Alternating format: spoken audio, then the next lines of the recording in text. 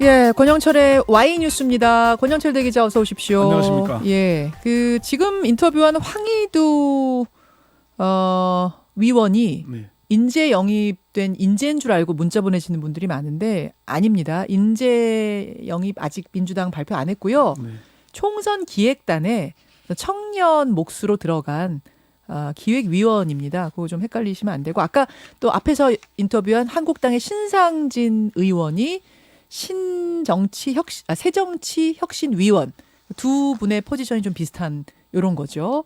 예. 그렇고 권현철 대기자, 네. 페이커 아세요? 페이커? 페이크? 그냥 속임수 뭐 이런 거 아닌가? 저도 페이커 저는 그렇게 알고 있었는데 프로게이머 유명한 프로게이머래요. 근데 제가 지금 못 알아들어가지고 문자에 진짜 깨말못이라고 저보고 게임을 정말 모르는 것 같다고. 정말 모릅니다. 깨말못은 저도 마찬가지입니다. 죄송합니다. 과거에 뭐 그냥 벽돌 쌓기, 뭐 갤러그 이런 건 했지. 저도 버블버블 이런 거 하던 세대라. 자, 오늘 Y뉴스 이 주제는 아니고요. 오늘 네. 주제는 어제 문재인 대통령과 아베 총리의 그 11분 환담. 네. 요 이야기의 행간을 읽어주신다고요. 뭐 그렇죠. 요즘 문재인 대통령이 평소와 달리 일본 아베 총리에게 손을 먼저 내밀어서 대화하자고 제의해서 예. 11분간의 대화, 극적인 대화가 이루어졌다. 예. 이게 문 대통령이 왜 아베 총리에게 먼저 손을 내밀었을까? 이게 오늘 Y뉴스의 주제입니다. 문재인 대통령이 왜 아베 총리에게 먼저 손을 내밀고 손으로 끌고 와서 11분 환담을 나누었을까? 네. 어제 굉장히 화제가 됐던 그 장면 읽어봐야 될 것 같습니다. 예. 그러니까 먼저 대화 제의한 건 팩트죠. 그렇습니다. 어제 오전인데요. 아시안 플러스 3 정상회의 회담장에 문재인 대통령이 먼저 도착해 있었고요. 예. 그래서 인도네시아, 베트남, 캄보디아 등 동남아시아 국가 정상들과 소파에 앉아서 환담을 나누고 있었는데 예. 아베 총리가 다른 정상들보다 늦게 회의장에 도착해서 문 대통령과 인사를 나눴고 예. 문 대통령이 잠시 대화를 하자고 제의를 해서 이루어진 겁니다. 예. 이게 13개월여 만에 마주 앉은 거고요. 비록 10여 분의 짧은 시간이지만 한일 정상이 얼굴을 보고 마주 앉았다는 자체가 의미가 있다는 게 외교가의 평가입니다. 근데 정상이 마주 앉아서 얘기를 나누면 네. 보통은 그게 5분이든 10분이든 미리 약속이 되고 기획이 되기 마련인데 네, 이게 예정에 전혀 없었던 일이에요? 그렇습니다. 예정에 전혀 없었다는 건 여러 정황이 나타나는데요. 일단 일본어 통역이 없었습니다. 그래요. 청와대는 영어 통역관만 배치를 했는데 예. 일본 쪽 통역이 아베 총리의 발언을 영어로 옮기면은 예. 우리 측 통역이 이를 문 대통령에게 전달하는 방식으로 이렇게 대화가 이루어졌습니다. 외교부 내에 일본 담당 그 간부들 역시 회담 장소에 따라가지를 않았습니다. 그럼 문재인 대통령이 손을 내민 것도 어떻게 보면 용기고 예. 아베 총리가 그걸 뿌리치지 않고 온 것도 우리로서는 상당히 의외고 뭐 굉장히 이례적인 상황이군요. 그 11분의 환담 자체가. 그렇습니다. 일단 이게 근데 이제 우리하고 일본하고 약간의 온도 차이가 좀 있는데요. 청와대는 환담이라고 표현을 했습니다. 예. 환담하다는 정답고 즐겁게 서로 이야기하다. 이게 국어사전의 맞아요. 풀이거든요. 그렇죠. 반면 일본 보도자료의 제목은 한일 정상의 대화였습니다. 대화. 예. 그게 이제 그 정상회담이라 그러면은 의제를 오랜 기간 동안 숙성시켜서 예. 양 정상이 뭐 테이블에 양국 국기 놓고 이렇게 그 미리 약속해서 만나는 거고요. 그렇죠. 아까 그 김현정 앵커 얘기한 대로 스탠딩 회담, 서서 하는 약식 회담일지라도 짧은 시간에 이렇게 얘기하자라고 사전에 약속을 해서 하는 맞습니다. 경우가 정상과는 대부분이거든요. 그렇죠. 근데 그런 협의가 전혀 없이 이루어진 것을 우리 정부는 환담이라고 밝혔는데 일본은 대화다 이렇게 얘기를 했고요. 또 뭐 청와대는 11분이라 그러는데 일본은 약 10분 이렇게 발표를 줄여서 얘기했네요. 그 약간의 그런 뭐 뉘앙스의 차이가 있습니다. 두 정상이 13개월 만에 얼굴 맞대고 얘기 나눴다는 그 자체가 중요한 거죠. 외교가에서는 그렇게 평가들을 합니다.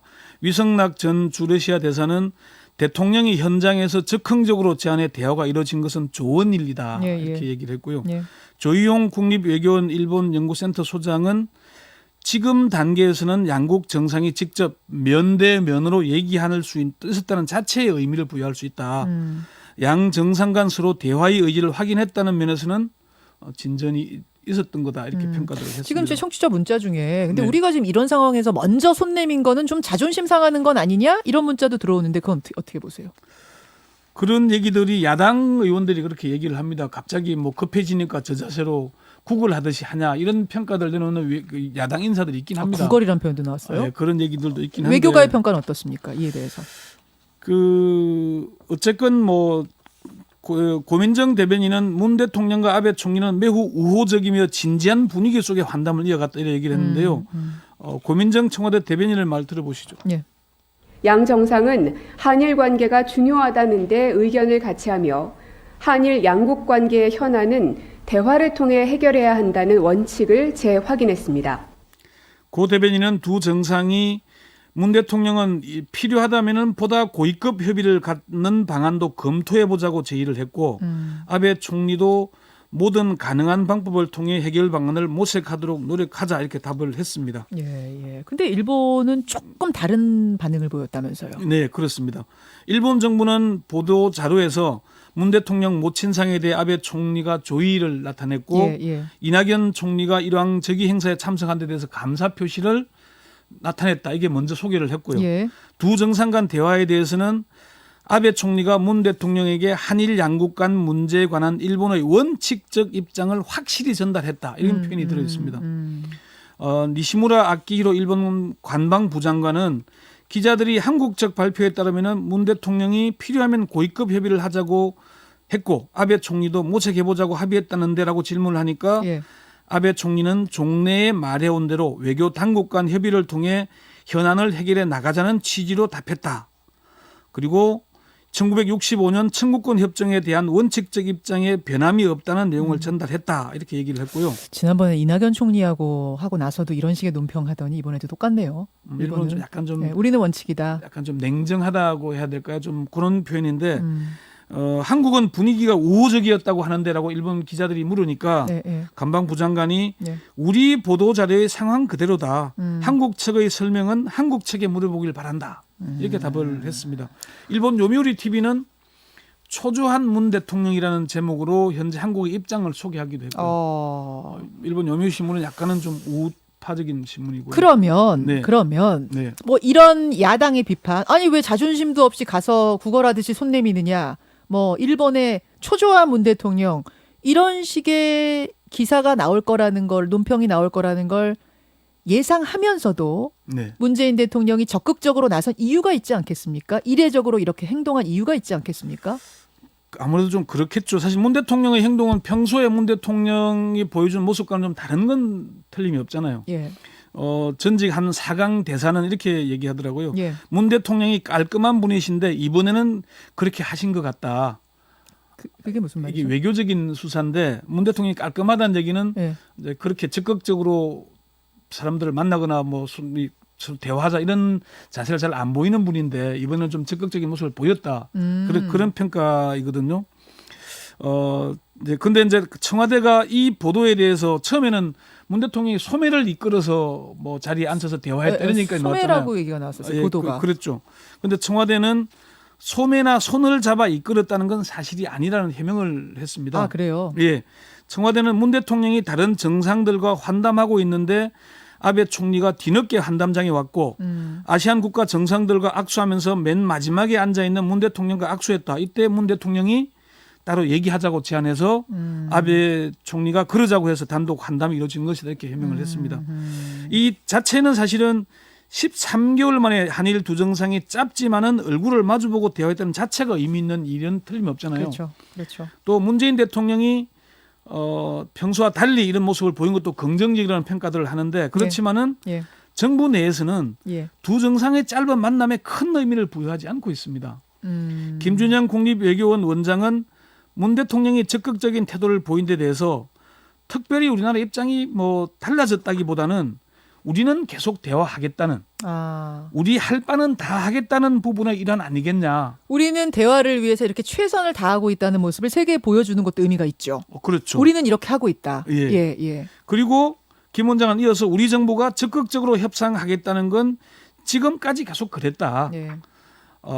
우리가 그만큼 노력한다는 걸 국제사회에 보여주는 효과가 있지 않을까 이렇게 얘기를 했고요. 정세현 평통수석 부의장은 보기에 따라서는 아쉬워서 회담하자고 매달리는 것처럼 비칠 수도 있겠지만은 대화를 외면해온 건 우리가 아니라 일본이었다. 이런 걸 세계에 보여주는 기회였다. 이렇게 큰 의미를 아세안 정상회담이니까. 큰 의미는 부여하지 않았습니다. 이렇게. 저는 근데 어제 말입니다. 네.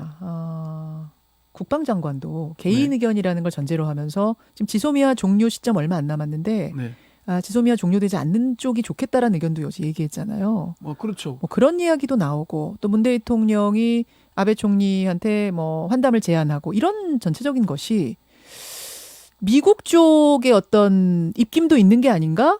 뭐 이런 해석도 가능해 보여요. 어제 지소미아 종료 시점이 이제 18일 앞으로 다가왔죠. 예. 미국이 좀 적극적으로 나서고 있기도 하고요. 종료하면 안 된다. 예, 유지해라. 그러니까 뭐 우리도 좀 더 적극적인 태도를 보일 필요는 있었을 것 같고, 일본도 지소미아 종료에 대해서는 상당히 뭐 좀 반대하는 입장이지 않습니까? 예, 예. 그렇긴 한데 어쨌건 우리는 수출 규제와 이 지금의 지소미아 문제를 같이 해결하자는 쪽이고, 예.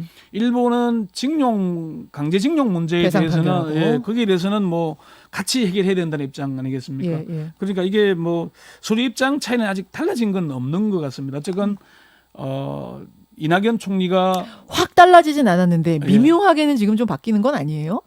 외교가에서도 그렇게 평가를 하고 있더라고요.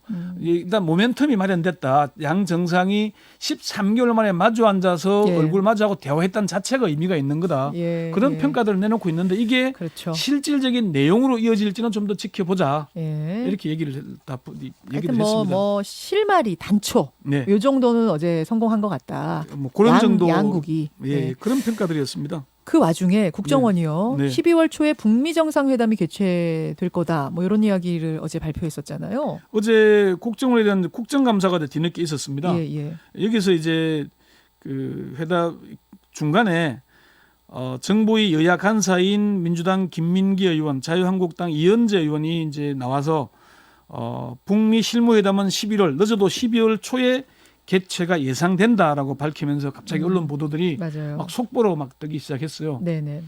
근데 이게 그 충분히 뭐 익어 있는 건 아닌 것 같고요. 국정원으로서는 김정은 위원장이 12월을 거의 못 받고 있지 않습니까? 네. 그러니까 일정상 네. 12월 초에 정상회담이 이루어지려면은 11월에 실무회담이 있어야 되지 않겠습니까? 그런 의미다. 그런 의미 예상하고 있는 정도 추정이다. 추정이다, 바람이다, 뭐 이 정도예요. 그리고 그러면 지난번에 왜 국정원이 11월에 있을 그 한중일 아시안 정상회의에 예, 예. 부산에서 열리는 예. 여기에 김정은 위원장이 올 수도 있다라고 얘기했지 않습니까? 올 수도 있다는 것은 그 앞에 전제 조건, 북미 정상회담이 뚫리고 이런 관계가 개선이 되면은 올 수 있다는 것이었지. 항상 그 전제 조건이 있는 걸 얘기를 한 거였습니다. 알겠습니다. 갑자기 큰 기사로 보였는데 밤사이 그냥 수그러들었습니다. 예, 여기까지 짚어보죠. 권영철 대기자 수고하셨습니다. 네. 김현정의 뉴스쇼는 청취자 여러분의 참여로 이루어집니다. 트위터, 페이스북, 레인보우 게시판, 그리고 단문 50원, 장문 100원의 유료 문자 샵 1212, 우물정 1212 통해 참여하실 수 있습니다. 김현정의 뉴스쇼, 여러분과 함께 만듭니다.